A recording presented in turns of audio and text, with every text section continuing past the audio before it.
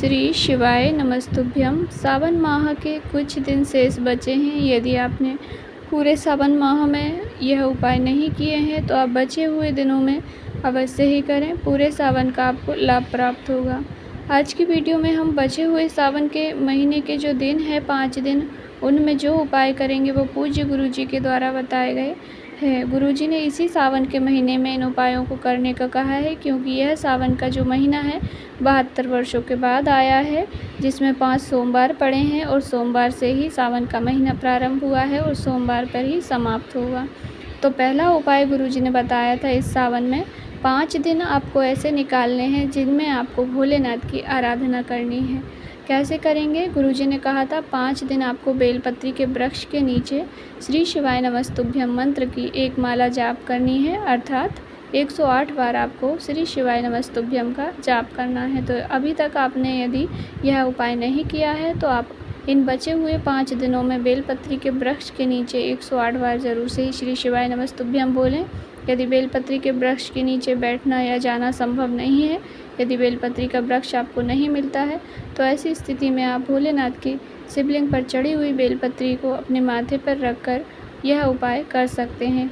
यदि वह भी नहीं कर सकते तो केवल बेलपत्री के वृक्ष की मिट्टी को अपने माथे से लगाकर भी आप 108 बार श्री शिवाय नमस्तुभ्यं का पाठ अवश्य करें। यह उपाय इसी सावन में करने का है। दूसरा उपाय, यदि अभी तक आपने 108 कोई भी सामग्री भोलेनाथ को समर्पित नहीं की है, अर्थात 108 चावल के दाने, 108 मूंग के दाने या 108 गेहूं के दाने, जो अनाज भोलेनाथ पे चढ़ते हैं, 108 काली मिर्च या 108 काली तिल के दाने, तो अवश्य ही इन बचे हुए दिनों में भोलेनाथ की शिवलिंग पर एक दिन 108 सामग्री ज़रूर से ही अर्पित करें। इससे मनवांछित फलों की कामना पूर्ण होती है। यदि आप मात्र एक प्रदोष के दिन भी यह उपाय कर लेते हैं तो आपकी जो इच्छा होगी, जिस भाव से करेंगे वह पूरी ज़रूर होगी। तो 17 अगस्त को प्रदोष है, आप इस दिन यह उपाय ज़रूर से ही कीजिएगा। अगला उपाय है, यदि अभी तक आपने भोलेनाथ की शिवलिंग पर 2 लोटा कलश का जल समर्पित नहीं किया है तो आप प्रदोष के दिन, जो कि 17 अगस्त को है, वहाँ पर सीहोर में भी कुबरेश्वर धाम पर कांवड़ यात्रा उस दिन निकलेगी। तो आप अपने घर के आसपास जो भी मंदिर है वहाँ पर 2 कलश जल ले जाकर भोलेनाथ की शिवलिंग पर कांवड़ का जल ज़रूर से ही समर्पित करें। पूरे सावन माह का आपको पुण्य प्राप्त होगा। अगला है, यदि आपने इस सावन के महीने में बेलपत्र समर्पित करने वाला भोलेनाथ को उपाय नहीं किया है तो आप इन बचे हुए दिनों में से किसी भी दिन एक बेलपत्री पर एक चंदन की बिंदी लगाकर एक चावल का दाना रखकर भोलेनाथ की शिवलिंग पर अपनी कामना कह के ज़रूर से ही समर्पित करें। आपकी जो कामना होगी भोलेनाथ ज़रूर पूर्ण करेंगे। यह सावन का महीना 72 वर्षों के बाद आया है। इसमें आप जो उपाय करेंगे उसका फल आपको ज़रूर मिलेगा। अगला उपाय है, एक बेलपत्री लेनी है आपको। सबसे पहले आप आपके मन की जो कामना है, जो इच्छा है, उसको कहते हुए माता सुख सुंदरी के स्थान पर अपने सीधे हाथ को रख दीजिए।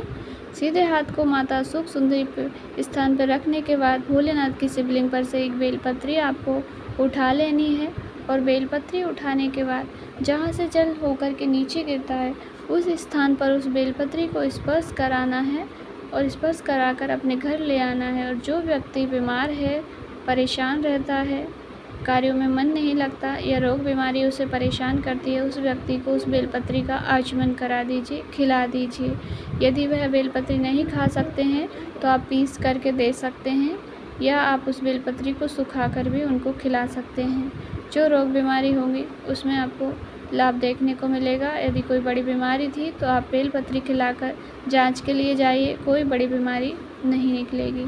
अगला है, गुरुजी ने इस सावन के महीने में इत्र भोलेनाथ को समर्पित करने का कहा है। यदि कोई बड़ी बीमारी की आपको आशंका लग रही है या जांच कराने जा रहे हैं, आपको ऐसा लग रहा है कि कहीं कोई बीमारी शरीर में प्रवेश न कर जाए या बीमारी ना निकल जाए, तो ऐसी स्थिति में गुरुजी ने कहा 3 स्थान ऐसे हैं शिवलिंग में जहाँ पर आप इत्र की एक बूंद भी, एक बिंदी भी लगा देंगे ना, तो बिंदी लगा करके आप रोग बीमारी के लिए जाएंगे तो कोई भी बड़ी बीमारी कभी नहीं निकलेगी। वे 3 स्थान कौन से हैं? एक, शिवलिंग का मध्य भाग, अर्थात शिवलिंग के बीच का जो भाग है जहाँ पर हम त्रिपुंड बनाते हैं, उस स्थान पर आपको इत्र की एक बिंदी लगानी है। दूसरा स्थान है शिवलिंग में माता अशोक सिंदरी के स्थान के ऊपर का जो भाग है जहाँ पर 64 योगिनियाँ निवास करती हैं, अष्टसिद्धियाँ नवनिधियाँ निवास करती है उस स्थान पर। और तीसरा स्थान है जहाँ से जल होकर के नीचे गिरता है, उस स्थान पर मात्र इत्र की एक एक बिंदी लगा देने से व्यक्ति को कभी भी कोई रोग, कोई बीमारी कभी भी परेशान नहीं कर सकती है। कोई बड़ी बीमारी शरीर में कभी हो ही नहीं सकती है। यह इसी सावन में करने वाले उपाय हैं, ज़रूर से ही कीजिएगा। अगला है सावन के महीने में यदि अभी तक आपने भोलेनाथ के शिवलिंग पर दूध समर्पित नहीं किया है, अर्थात गौ माता का दूध समर्पित नहीं किया है, तो ज़रूर से ही कीजिएगा। सावन के महीने में भोलेनाथ के शिवलिंग पर दूध अवश्य ही चढ़ाया जाता है, क्योंकि इसी महीने में समुद्र मंथन हुआ था और भोलेनाथ ने विष को ग्रहण किया था, विष को धारण किया था। तो विष की जलन को मिटाने के लिए भोलेनाथ के शिवलिंग पर सावन के महीने में गौ माता का दूध समर्पित किया जाता है। इससे कई सारे रोगों से हमें मुक्ति मिलती है और कार्यों में सफलता प्राप्त होती है। तो इस सावन पूरा होने से पहले दूध भोलेनाथ की शिवलिंग पे ज़रूर से ही समर्पित करें।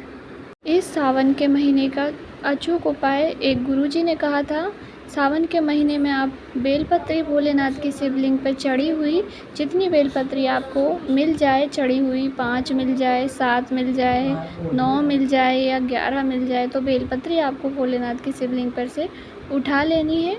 उठाने के बाद कच्चा सूत जो होता है, सफ़ेद धागा जिससे हम परिक्रमा वगैरह लगाते हैं, उस कच्चे सूत से गठान लगाते हुए जो बेलपत्री की डूट होता है, जो बेलपत्री का ऊपर वाला भाग डंडी जो होती है, उसमें गठान लगाते हुए बेलपत्री की माला तैयार करनी है। आपको जितनी बेलपत्री मिल जाए उनकी माला एक तैयार कीजिए और उस माला को भोलेनाथ की शिवलिंग पर चढ़ा दीजिए। या तो आप ऊपर जो मटकी जलाधारी बंदी होती है, उस जलाधारी में भी माला को लटका सकते हैं, टांग सकते हैं। ये सारे उपाय गुरुजी ने अभी इसी सावन में करने का कहा है। यदि आप बेलपत्री की माला भोलेनाथ के शिवलिंग पर चढ़ा देते हैं, चढ़ी हुई बेलपत्री की बनाकर, तो आपको हर कार्य में सफलता देखने को मिलेगी। सारे ही उपाय सावन माह के हैं। अभी तक आपने एक भी उपाय नहीं किया है तो ज़रूर से ही कीजिए। यदि आप एक उपाय भी कर लेते हैं तो भी आपकी सभी मनोकामनाएं भोलेनाथ अवश्य ही पूर्ण करेंगे। पर सबसे ज़्यादा है 2 लोटा जल वाला उपाय और 108 सामग्री वाला उपाय आपको अवश्य ही करना है। आप एक दिन 2 लोटा जल भोलेनाथ को एक साथ ज़रूर से ही चढ़ाएं। श्री शिवाय नमस्तुभ्यम कहते हुए दोनों लोटे का जल एक साथ चढ़ाना है और 108 कोई भी सामग्री ज़रूर से ही चढ़ानी है। आपको हर कार्यों में, हर क्षेत्र में सफलता देखने को मिलेगी। जानकारी आपको थोड़ी सी भी उपयोगी लगी हो तो वीडियो को लाइक ज़रूर करें। चैनल पर नए हैं तो सब्सक्राइब ज़रूर करें। कहीं पे कुछ समझ नहीं आया हो तो ज़रूर पूछिएगा, आपके जवाब तुरंत मिलेंगे। श्री शिवाय नमस्तुभ्यम।